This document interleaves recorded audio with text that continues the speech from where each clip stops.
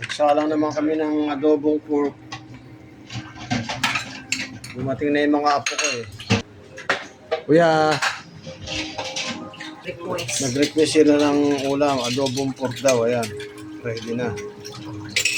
Ayan, malambot na. Hanguin muna bago igigisa. Ganyan ang aming style ng pag-adobo. Ano talaga, medyo matagal. Double trabaho. Pero masarap yan, tsaka niya gigisa. Hindi naman pwedeng tutuyuin namin kasi nandiyan na yung mga apo namin. Gusto lang nila sa adobo, tsaka mga binoto, yung sabaw. Hanguin isa-isa. Yan. Tsaka igigisa, standby. Ay, matapos alain, ginigisa yung bawang. Konting mantika.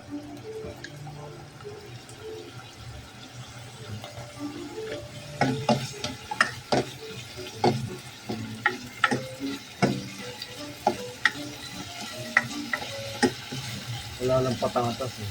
Okay na. Parang medyo umalat ng konti.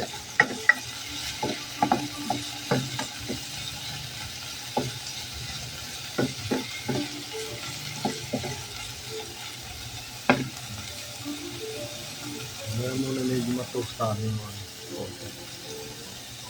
Matostado yung pangisa.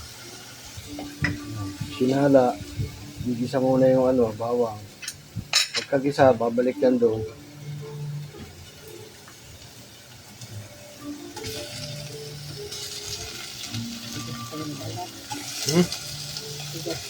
Oh. Balat. Baboy. Lalambot na yan. Pagkagisado na. Lagyan mo isa pa, patuloy mo konti. Anak. Iyan mo muna sa bulan yan. Sapot ka muna.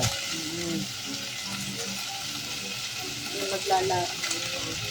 Sarap yung nagigis eh. Oo pala, nagisan mo muna.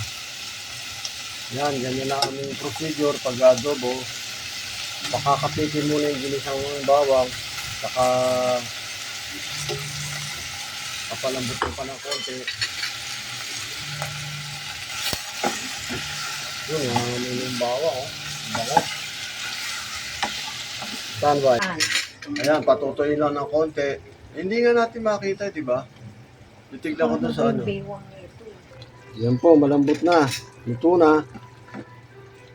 Aming adobo, may sabaw kasi nga yung mga apo ko. Lagyan na yung mga apo mo dyan, andyan yung tasa. Kailangan nila yung sabaw.